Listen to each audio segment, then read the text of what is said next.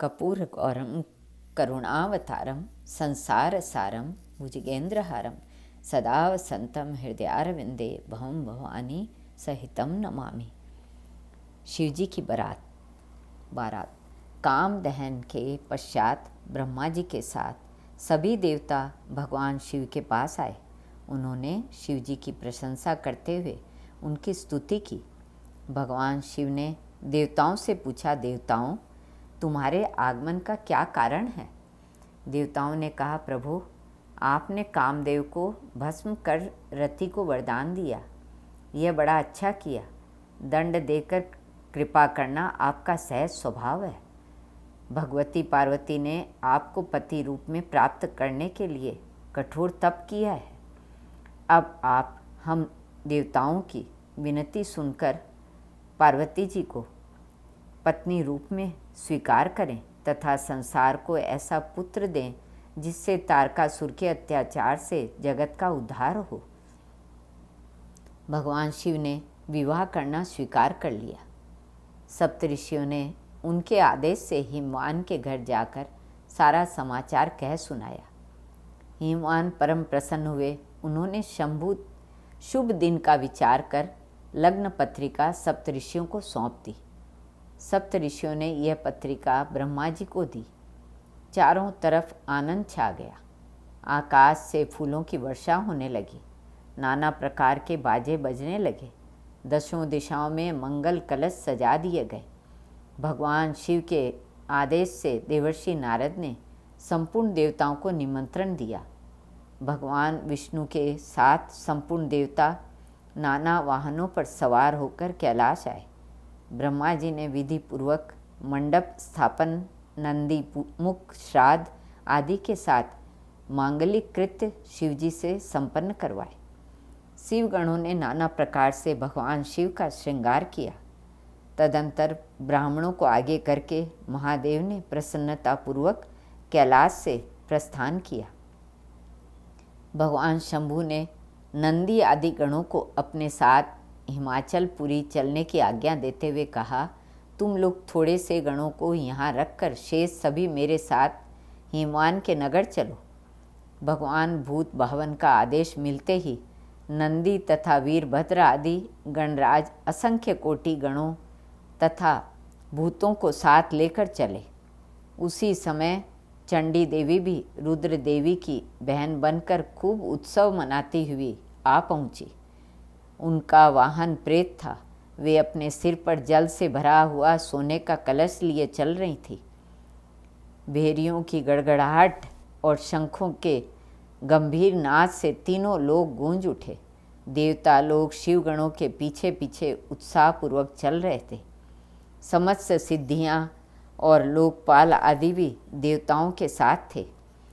देवमंडली के मध्य भाग में गरुड़ासीन भगवान विष्णु चल रहे थे। उन पर चंवर डुलाए जा रहे थे तथा उनके ऊपर सुंदर छत्र तना था। अपने पार्षदों से घिरे हुए वे अद्भुत शोभा पा रहे थे। ब्रह्मा जी मूर्तिमान वेद शास्त्र सनकादि ऋषियों एवं प्रजापतियों के साथ भगवान शिव की सेवा में तत्पर थे। देवराज इंद्र भी नाना प्रकार के आभूषणों से विभूषित और ऐरावत हाथी पर आरूढ़ होकर अपनी सेना के साथ चलते हुए अत्यंत सुशोभित हो रहे थे। उस समय बारात के साथ यात्रा करते हुए बहुत से ऋषि भी अपने अपने तेज से प्रकाशित हो रहे थे।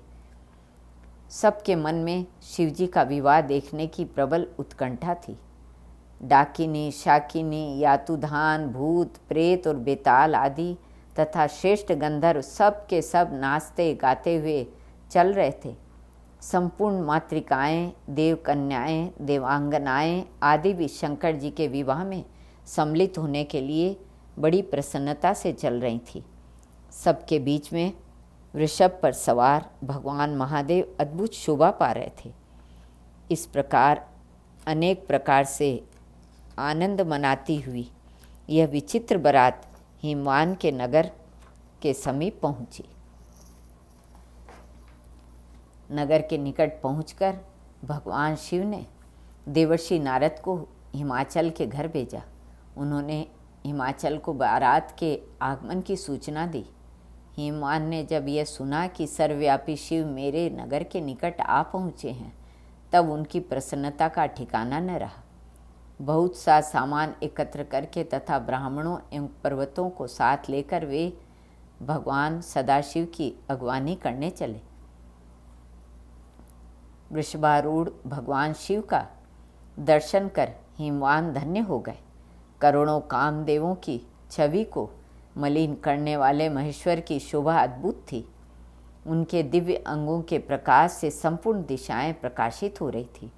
उनका श्रीअंग नूतन रेशमी वस्त्र से सुशोभित था। उनके मस्तक का दिव्य मुकुट नाना रत्नों से जड़ा हुआ था, जिससे आँखों को चौंधिया देने वाला प्रकाश निकल रहा था। आभूषण बने हुए सर्प उनकी अंग कांति को द्विगुणित कर रहे थे। गिरिराज ने सबको सादर प्रणाम किया। तदंतर भगवान शिव की आज्ञा से बारात की अगवानी करते हुए वे अपने नगर की ओर चले। हिमवान के पीछे महादेव जी अपने बारातियों के साथ शीघ्रतापूर्वक चलने लगे। पार्वती की माता मैना के भीतर अहंकार था। महेश्वर शिव उसे नष्ट करना चाहते थे, इसलिए उन्होंने भगवान विष्णु और ब्रह्मा जी से कहा, आप दोनों मेरी आज्ञा से देवताओं सहित अलग अलग गिरिराज के द्वार पर पहुँचे, हम पीछे से आएंगे। शिवजी की आज्ञा सिरोधार्य कर सर्वप्रथम भगवान विष्णु हिमवान के द्वार पर पधारे। वे संपूर्ण शोभा से संपन्न थे। उनका सौंदर्य करोड़ों कामदेवों को लज्जित कर रहा था। उन्हें देखकर मैना के नेत्र चकोर बन गए। उन्होंने प्रमुदित होकर नारद जी से पूछा, नारद, क्या यही मेरे शिवा के पति हैं? नारद जी बोले, देवी, ये तो शिवा के पति नहीं, ये तो भगवान श्री हरि हैं। ये भगवान शिव के संपूर्ण कर्मों के अधिकारी तथा उनके प्रिय हैं। शिवा के पति तो इनसे भी बढ़कर हैं। उनकी शोभा का वर्णन ही नहीं हो सकता। इसी प्रकार एक एक करके सभी देवता आते। मैना उनका परिचय पूछती और नारद जी उनको महेश्वर शिव का सेवक बतलाते। मैना हर्षमग्न होकर अपने तथा पार्वती के सौभाग्य की सराहना करने लगी। उसी समय मैना का अहंकार चूर्ण करने के उद्देश्य से अद्भुत वेश में परमेश्वर शिव पधारे। वे स्वयं तो अद्भुत थे ही, उनके अनुचर और भी अद्भुत थे। कुछ के मुख टेढ़े थे तो कुछ अत्यंत कुरूप दिखाई देते थे, कुछ लंगड़े थे तो कुछ अंधे, कुछ के मुख ही नहीं था और कुछ बहुत मुख वाले थे। सभी विचित्र वेशभूषा धारण किए थे। उनके बीच में भगवान शंकर वृषभ पर सवार थे। उनके 5 मुख थे और प्रत्येक मुख पर 3-3 नेत्र थे। मस्तक पर जटा, जूट, गले में सर्पों की माला, 10 हाथ में पिनाक और त्रिशूल, आंखें भयानक विचित्र वेश था शिव जी का। अपने दामाद का यह रूप देखकर मैना के हाथ से थाली छूट गई। भय से व्याकुल होकर वे पृथ्वी पर गिर पड़ी। उन्होंने पार्वती से कहा, मैं तुम्हें लेकर पहाड़ से गिर पड़ूंगी, आग में जल जाऊंगी या समुद्र में कूद पड़ूंगी, पर जीते जी मैं इस बावले वर से तुम्हारा विवाह न करूंगी। मैना का अहंकार मर्दन कर भगवान शिव ने उन पर कृपा की। उन्होंने करोड़ों कामदेवों को लज्जित करने वाला दिव्य स्वरूप धारण किया। उस परमानंददायक शिव स्वरूप का दर्शन करके मैना धन्य हो गई। वे अपने दामाद की शोभा देखती हुई उनकी आरती उतारी और घर में चली गई। श्री कृष्ण अर्पणमस्तु।